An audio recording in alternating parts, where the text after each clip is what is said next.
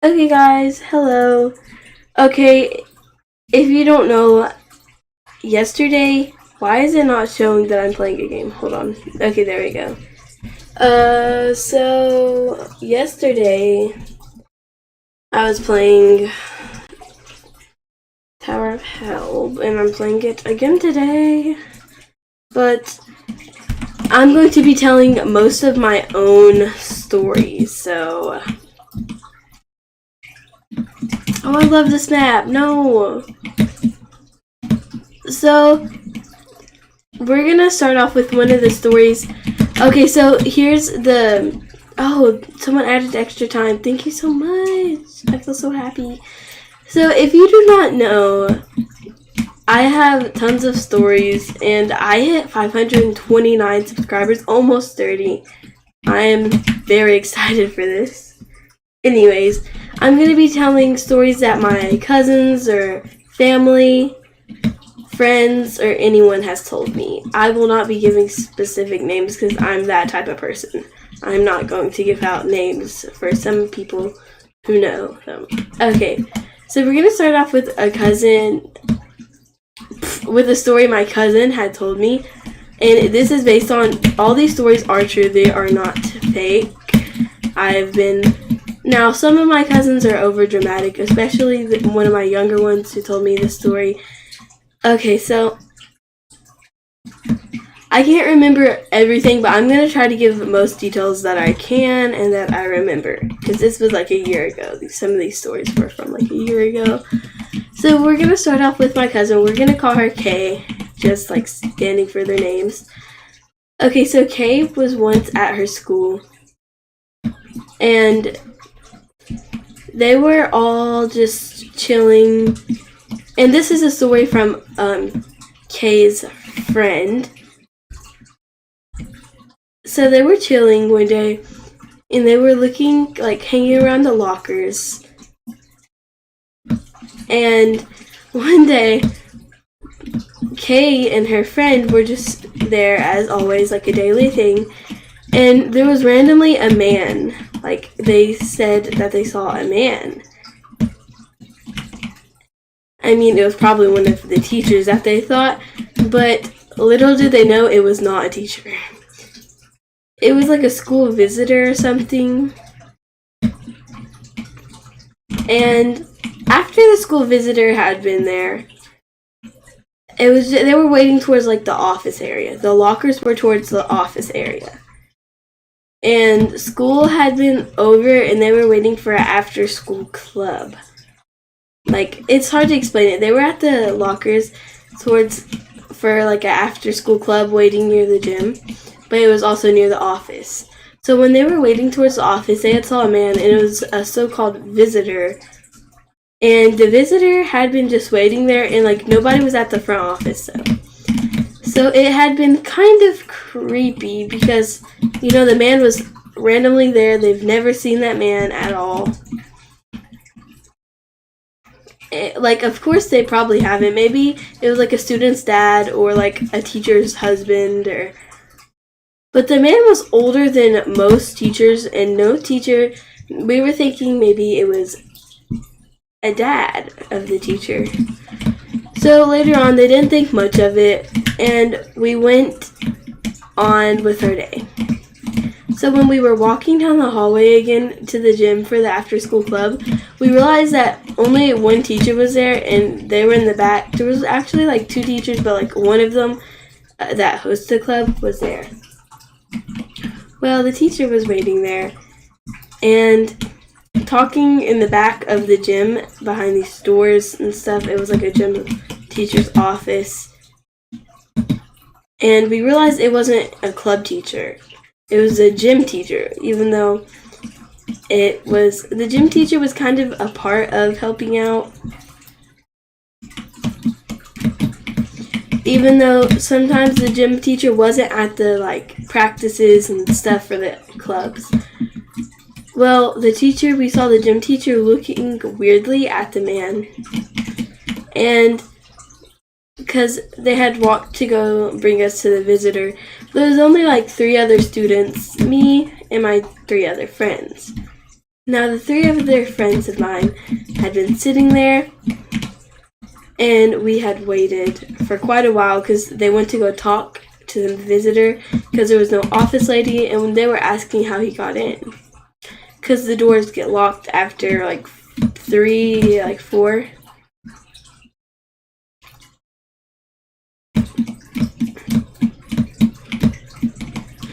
Afterwards, we realized that that was no visitor. We realized that was someone who rather broke into the school or something else happened. We did not know how we got in, but we immediately dialed the police, and the police came, and we found out that he was wanted for murder. End of story. I put that in more of a first-person way if I were, like, in the situation, because my cousin told me it was, like, from a friend who told the story. Now, I'm not sure about all the details, but that's all that I know. And it was from a friend's older brother's perspective, or like cousin's perspective. Now, I'm trying to think of any other crazy stories that's happened, because I'm not a storyteller. I am the type of person who just knows some stories.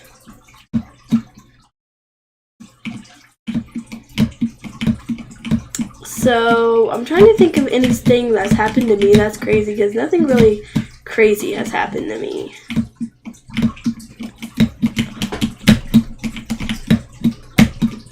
Well, I just died.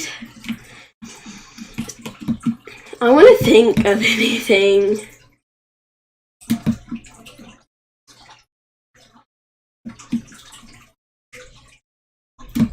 Nothing really, there's no stories that's happened to me. And I'm not like a person who knows tons of stories. I know some stories from my little cousin and all, because she's told me tons of stories and stuff that's happened at her school. Oh no.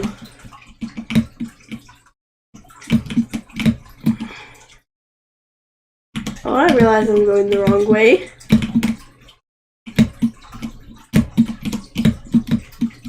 I'm not a big storyteller, so I may have to go and find some.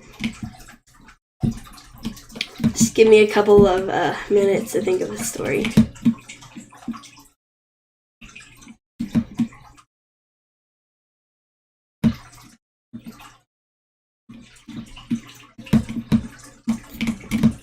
I've heard some stories from friends, but I feel like if I tell some of the stories, I don't know how they'd feel about that. Like, it's not like important stories, but it's like stories that they may not want me to be telling, if you know.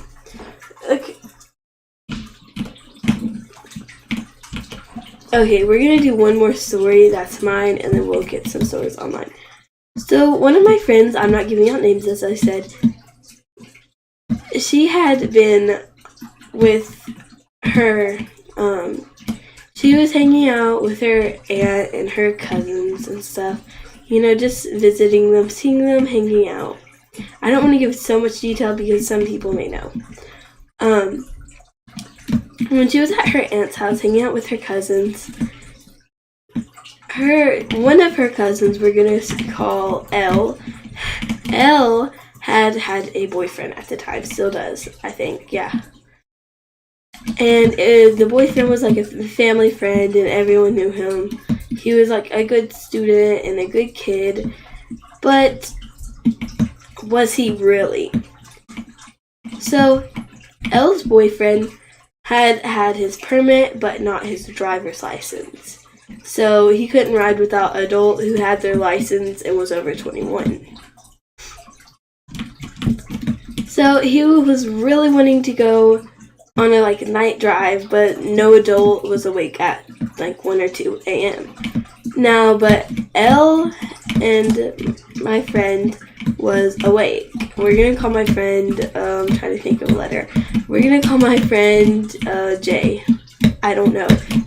Random, but it's the only thing I can think of. Now, Jay was a type of person who would do anything with her cousins and stuff like that. So while Elle and her boyfriend were gonna go on a secret drive with nobody knew that they were gonna secretly go. And the police were out around that time, and I'm gonna add another part that happened as well. So not just Elle and her boyfriend taking a slow drive, the two younger cousins, because there was 3 cousins, 1 Elle, 2 other ones that were boys, younger ones, around my age. They had been, since they were like the younger siblings, they wanted to go. So when they were going on the night drive, they saw them going to go out, so they invited the 2 younger brothers and Jay. So they were like, sure, why not? And then ended up the 3 people, siblings, and the boyfriend, who was the driver, and my friend Jay was, yes, it's a girl. I just realized it sounds like I was saying a letter, it's a girl. Oh my gosh. Anyways, just to make that clear, it's a girl. She had been with her cousins. So when they were going, not them just taking a slow drive, but the boyfriend started speeding. They were like, alright. They weren't like freaked out. If they wanted him to like slow down, it was like that important, then he would have. But they didn't really care. So he was speeding at like 2 to 3 a.m. And there was cops everywhere. And then the extra thing that happened, they were simply walking, and out of nowhere, if I'm completely honest, they said that they almost had hit a man. They thought they hit this one man who was carefully driving in a car as well. He had parked somewhere and then started walking. So they saw the man walking across the street, and they bumped over something, and they thought they hit the man, and they started freaking out. And so Jay was like, oh my gosh, what shall we do? Did we hit him? And then Elle decided to be like, no, we didn't hit him, I don't think. And then they went outside the car, and they were like, they had realized that they had not hit him, luckily. I'm sorry, I'm like getting focused.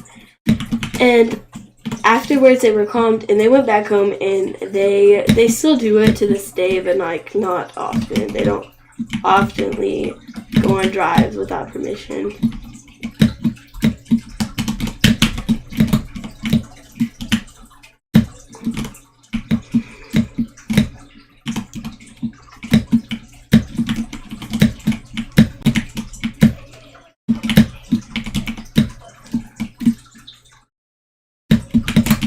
Oh my gosh, I'm like struggling. Now, after I continue this one, I'm just gonna talk and do my little thing. I'm trying to think of anything else. Any other stories I really could tell, because I'm not a good storyteller, because I have to add in every single little detail when I tell a story. So, wait, what? Oh, you're supposed to go the other way. Oh my gosh. Okay, so I'm gonna find like a little story real quick.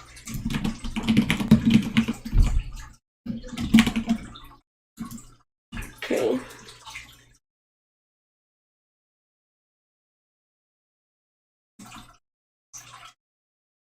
I'm trying to find like a clean one.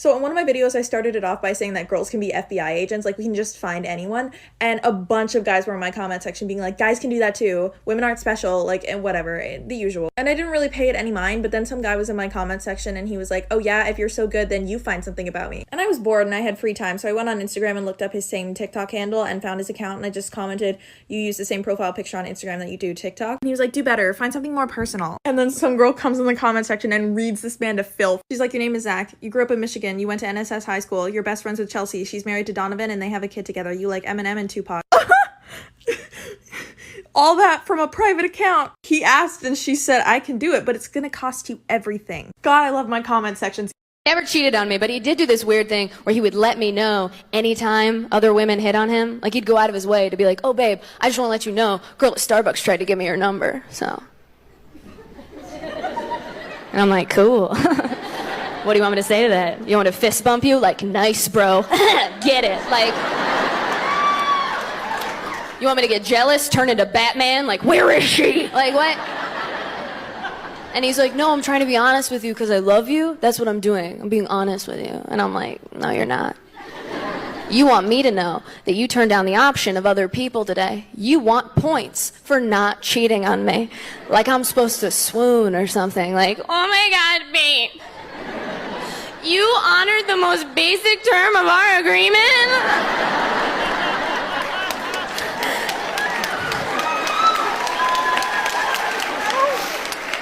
I'm so lucky. This is like a fairy tale. A little girl brought her pet hamster to the vet because it wasn't moving or eating anything for 3 whole days, and you're never gonna guess why. According to the little girl, all the hamster had done for the last 3 days was sit on the side of the cage, wouldn't move, wouldn't eat or drink or anything. When the vet was examining the hamster, he seemed totally fine. So she asked the little girl, was there anything that happened that might have caused this? And she said, well, a few days before this, the hamster actually escaped from its cage and we found it underneath the refrigerator. Sure enough, as the vet went on to examine the hamster, she found something in the hamster's cheek. Turns out while he was underneath the refrigerator, the hamster put a magnet in his cheek. And the reason he wasn't moving is because he was magnetized to the side of the cage for 3 days. Usually when my clients arrive for their appointment, they're not wearing any makeup. But this girl wore makeup to the appointment just to have me take it off and then do her makeup again. I thought that was a little strange, but after I removed her makeup, I saw her nose. The tip of her nose was bright red and even a little bit deformed. It looked like a really, really bad sunburn. I tried to avoid the area when I started doing her makeup, but eventually I had to put makeup on her nose. And when I did, it was just not working. Her skin was literally peeling off. The makeup would not stay. So that's when I asked her, is there something going on with your nose that I should know about? Let me also just say that at this point, it was starting to swell and was noticeably more red than it was when she got there. That's when she told me that she had recently been out of the country for a mission trip and that she had picked up a flesh-eating bacteria, which had affected her nose. Then she told me not to worry because she had been on antibiotics for months, and that the irritation on her nose was just her skin healing. For once, I was horrified, not my client. I will never, and I mean never, forget the time that we had a male sub in high school and a girl asked to go to the restroom and he said sure. So she grabbed something and he heard a rapper and he was like, oh. I don't know why, but like my Tower of Hell is not loading, and I'm wondering why.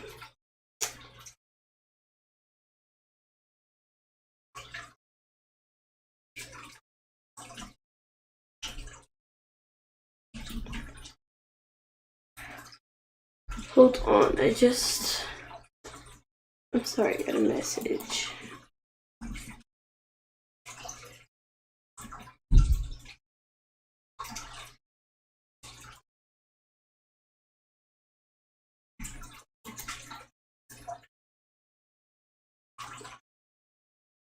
I need to find. I just lost this story time I was on.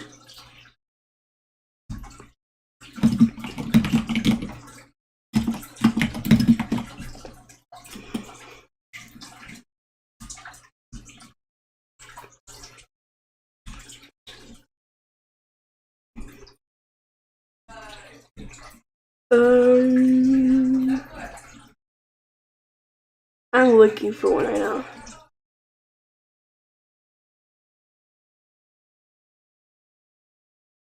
Um,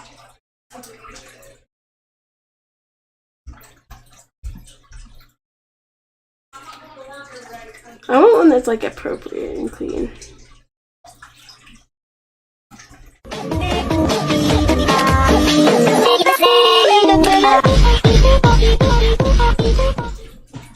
This story is why you should never mess with the Ouija boards. We moved into my dad's girlfriend's house where one of her daughters lived upstairs, my brother lived upstairs, her other daughter lived down in the basement, along with me who lived in a makeshift room in the basement. One night, me and her 2 daughters decided to buy an Ouija board. After my dad and his girlfriend went to bed, me and her daughters all went downstairs, grabbed a bunch of candles, set up the Ouija board, and grabbed a bunch of our great-grandparents' stuff. We wanted to see if any of our great-grandparents would talk to us.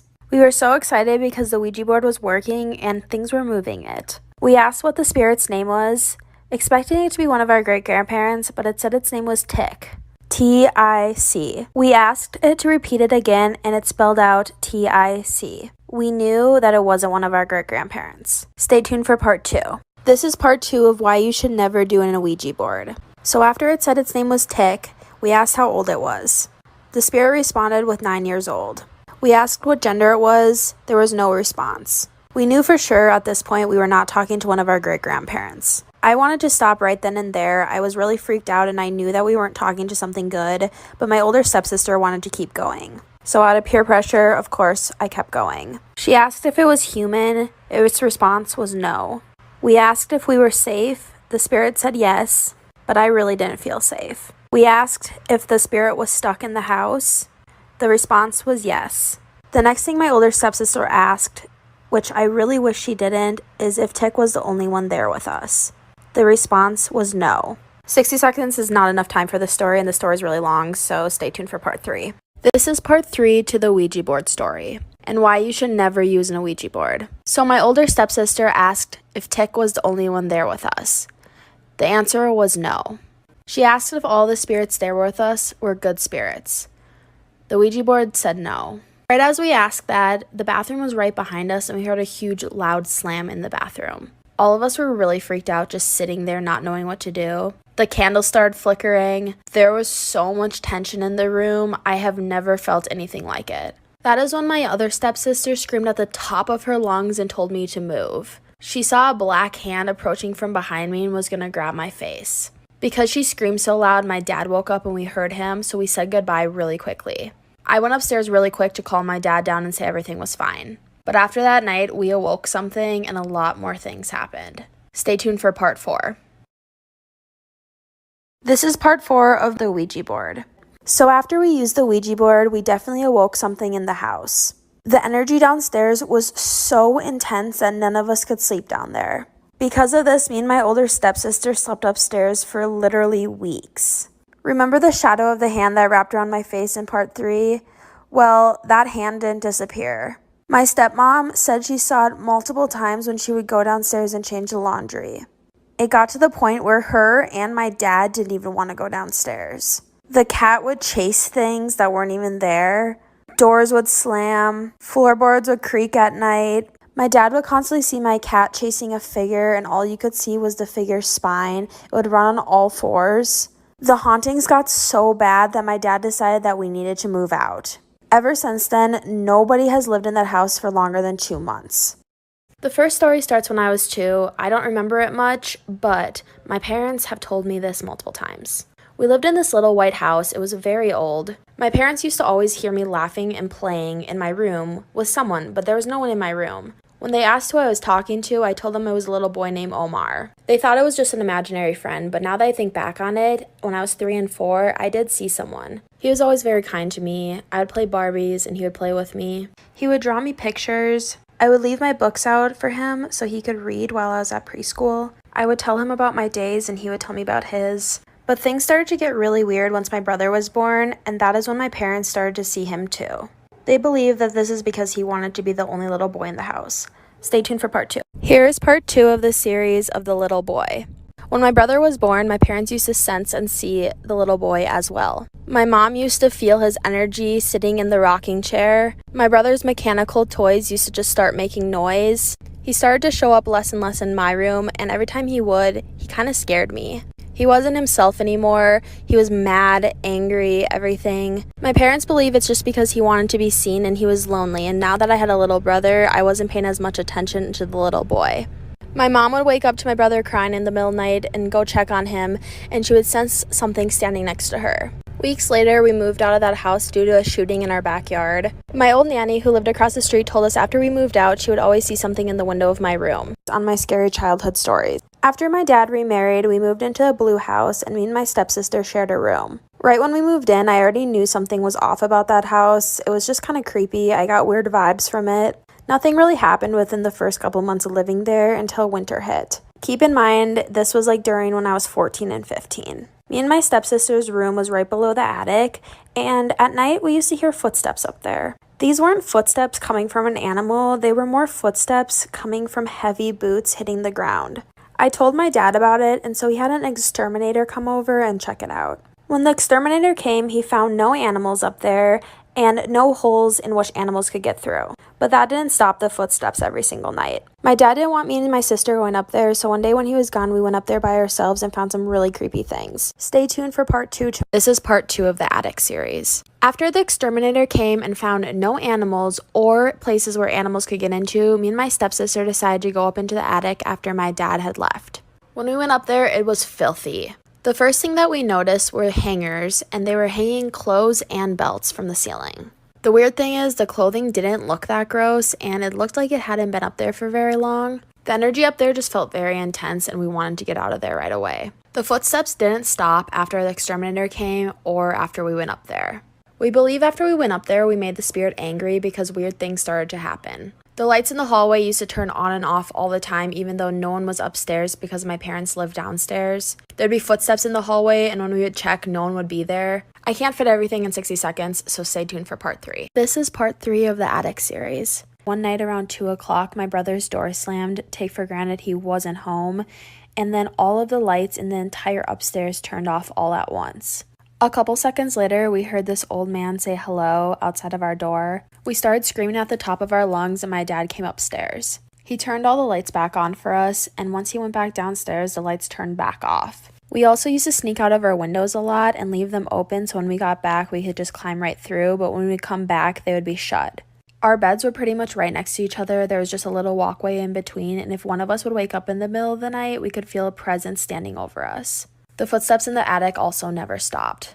Comment if you want to hear more scary stories. In high school, I had a friend who lived in this old, small apartment building. And on the first floor was this old guy named Dave who had apparently lived in the building forever. And no one really knew what Dave's deal was. The only time people saw him is when he walked outside to walk his tiny dog. But other than that, he never left his apartment. He had a nephew who delivered him groceries once a week. My friend just assumed that Dave was too old or had some sort of sickness that prevented him from leaving the house. One day, my friend was coming home from school and Dave's nephew was leaving the apartment building. And my friend is really sweet, so she was like, "Hey, I know Dave sometimes has troubles getting out of the house, so if you ever need me to go over there and bring him something, let me know. I'm always happy to help." And the nephew looked really shocked and terrified. He was like, "No, you should never go over to Dave's ever." And then he got really awkward and he was like, "Okay, gotta go, bye." And then a few weeks later, my friend was coming home from a Halloween party late at night. And when she got inside her apartment building, Dave's door on the first floor was wide open and it was pitch black inside his apartment. But then she heard something behind her.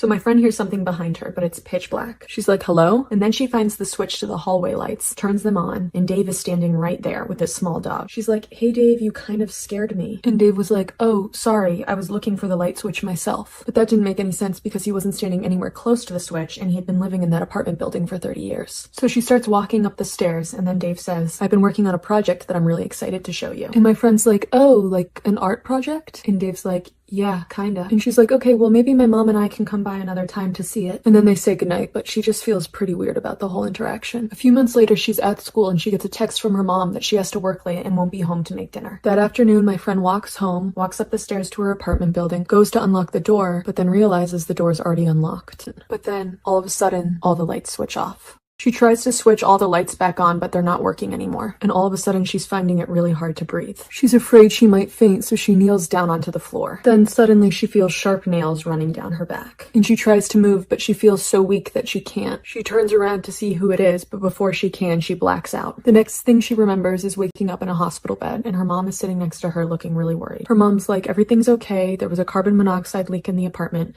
and you passed out. The nurse is like, in the next few weeks you may feel tired or sluggish or have hallucinations. Don't worry, that's totally normal. And my friend is like, what about the back scratches? Her mom's like, what are you talking about? So she runs to the bathroom, pulls up her hospital gown, and there are 4 dark scratches on her back. When she comes back from the bathroom, her mom looks concerned and she goes, honey, there's also something else you should know. Dave, who lived on the first floor, passed away, and they've been cleaning out his apartment and they found something. And it might freak you out, but I feel like you should know about it. Mom tells her that they found a weird box of things in his closet, and inside that box were random pictures of her, an old hairbrush, pieces of hair, a pair of shoes that she thought she had lost. And the nurses think that the scratches are from when she fainted, but she's sure she felt someone scratching her back, and she's sure that it was the ghost of Dave. When I was 16, my friend Lexi and I were trying to get super fit one summer. So we made a pact that we were going to swim around this one rock every day that summer. The swim wasn't that long, it only took like 15 minutes. But the rule was that you had to swim around the backside of the rock. You couldn't just go out and back. You had to go behind it. And the backside of the rock was always a little scary because once you got behind the rock,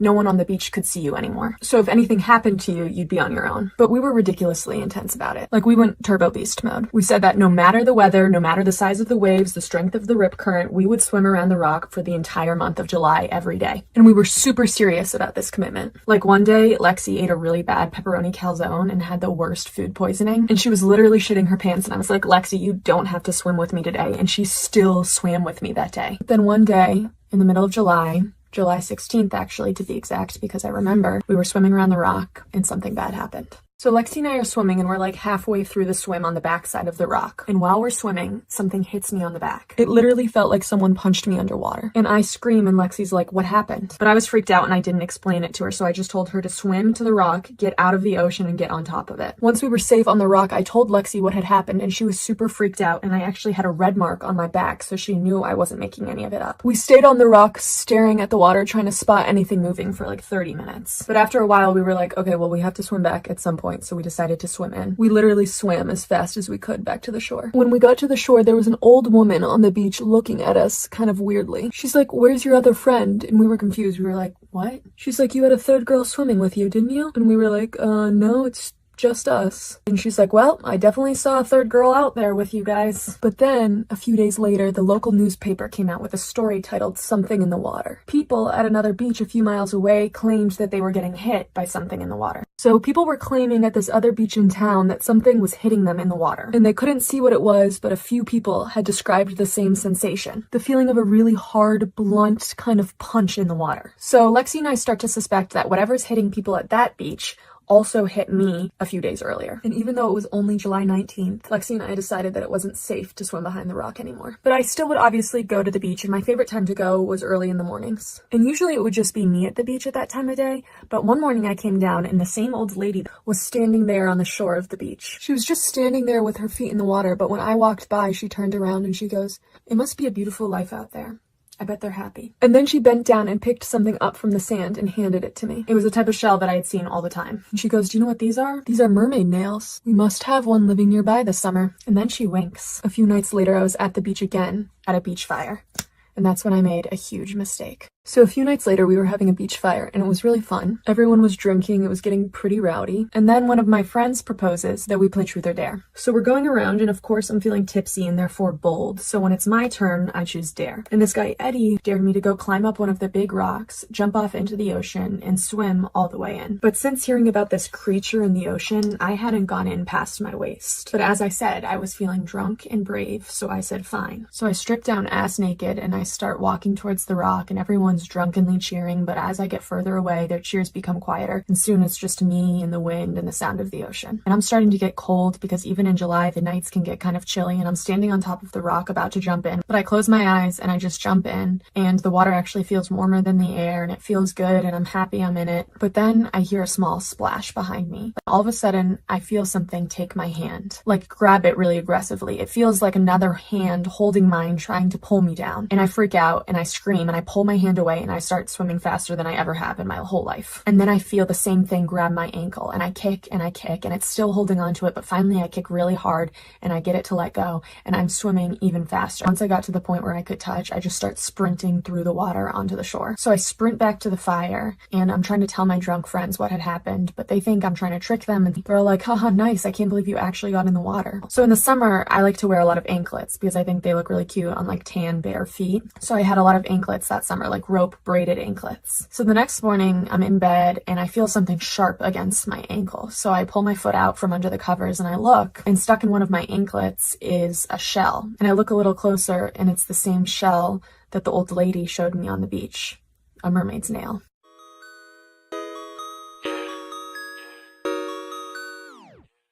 Niggas really broke, I understand, but goddamn, why you hate?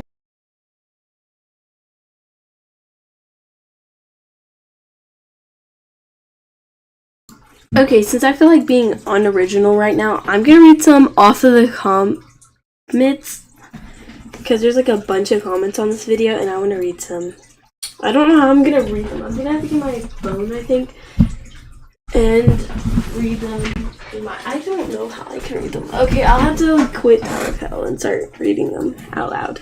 Okay, let me just click off here.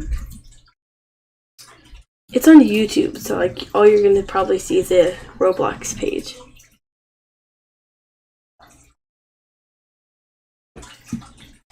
Okay.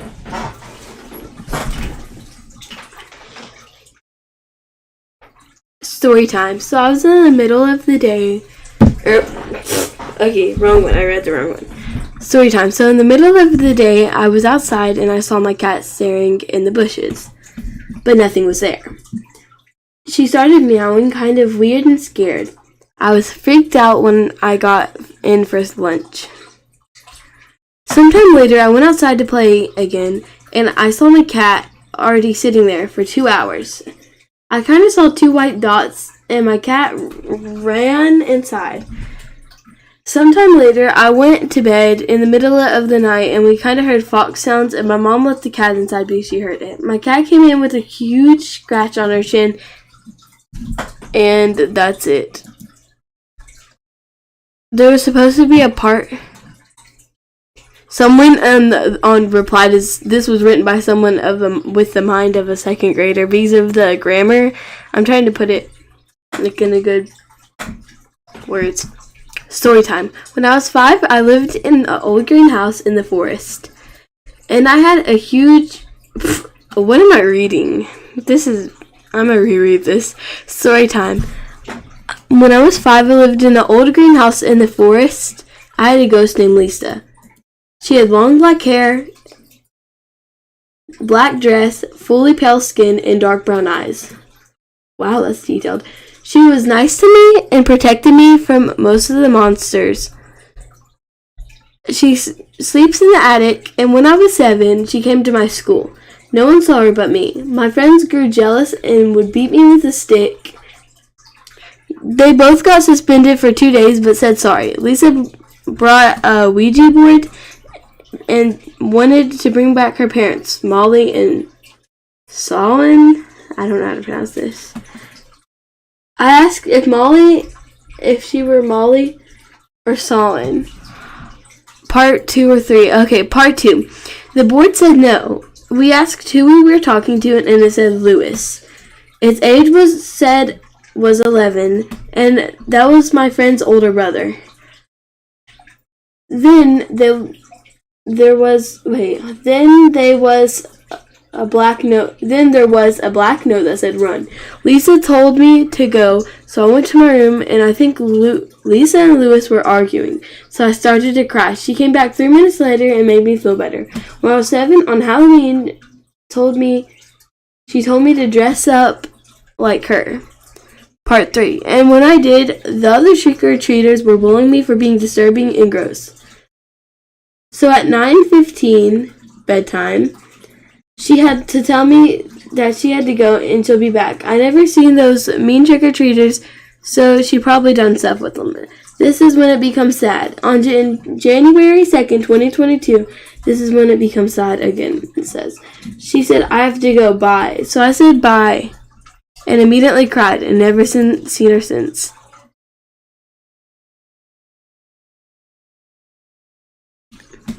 Okay. Okay, this may be the scariest story I've ever had. I'm reading the comments. When I was a little kid, like 6 years old, I would always hear footsteps in the attic. Sorry, I had to check. But I'd always know that no one was up there because there were no windows and no one coming in our house except the people I know. But when I would always try to sleep, I would always hear them. Years passed, and I still hear the footsteps. The most scariest thing that's happened to me is when I hit my toe. Okay.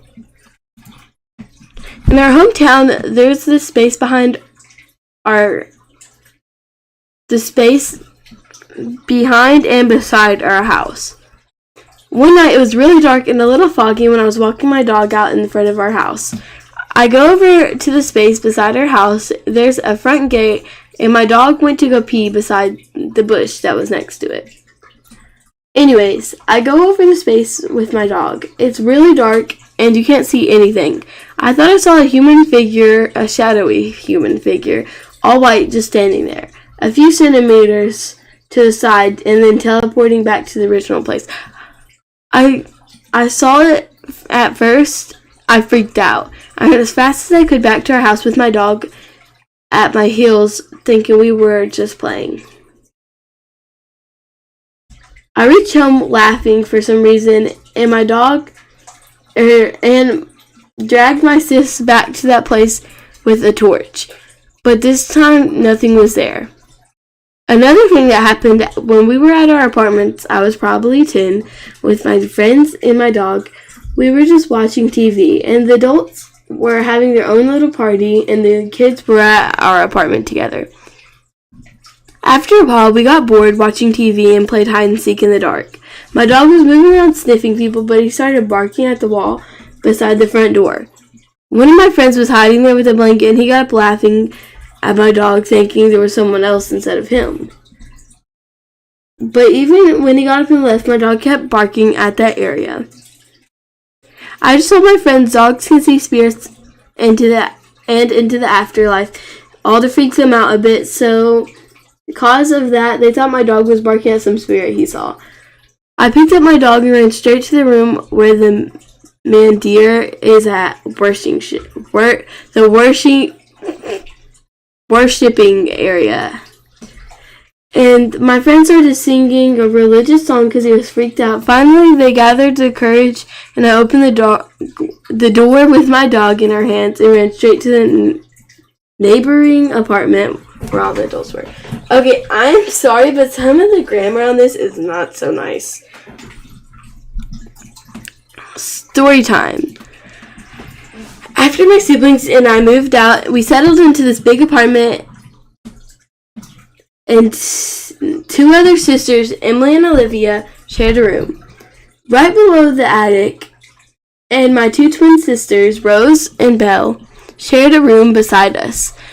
Our brothers Dave and Jackson lived on the first floor, and our big sister Mia had her own bedroom. We had a pet cat, Maya, and two goldfish, Bubbles and Cheesy. Me, Emily, and Olivia were finishing high school, and after we finished, we brought a Ouija board to celebrate. Emily asked if you are real, and it said yes. We started giggling for some reason, and I asked, are you a spirit? It said yes. We all asked, are you a girl? And it said yes. And Olivia the daredevil, of course, had to ask, do you have the ability to kill it? It said yes. All of a sudden, we looked behind. The kitchen door slammed. Okay, hold on. The kitchen door slammed and we all screamed. We ran up to our bedroom and the door slammed. Jackson got mad at us for waking them up and wouldn't believe us. We all had some bad nightmares. Later after breakfast, the family heard laughing noises, and Mia complained there was a black figure scratching her.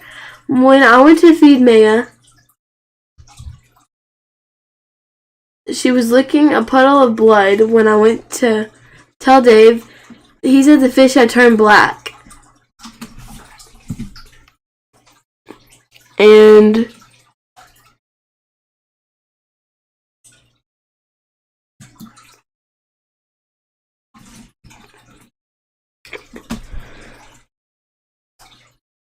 it says that is not a true story, so I feel kind of lucky.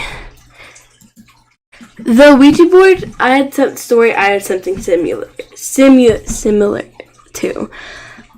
That I was informed that my family had a long experience with it. First of all, my family decided to move into a so-called haunted home, so basically everyone believed there was a witch that casted a spell on the house.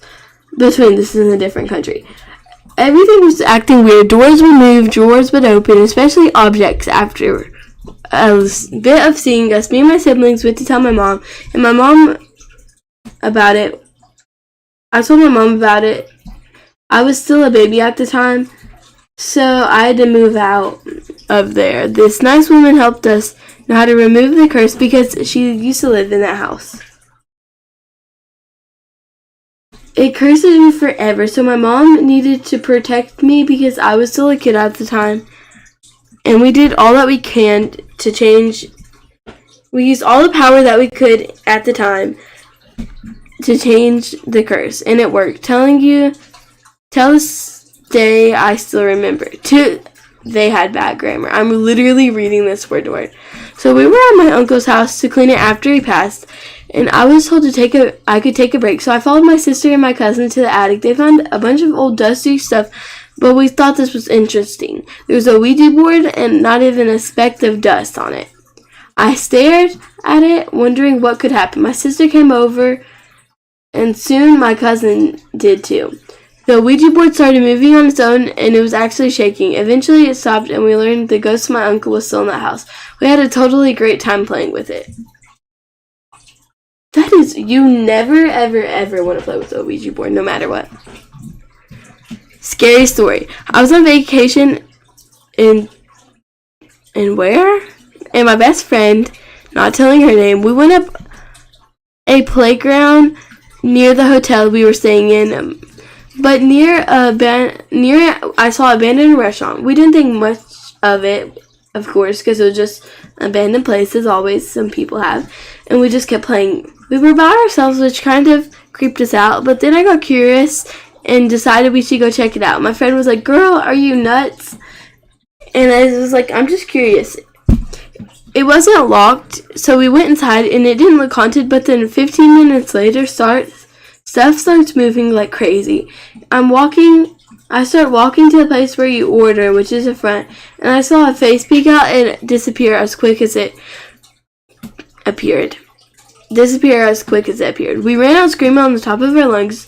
"I told you you were nuts," my best friend shouted to me. We decided to never go to that restaurant or the playground again.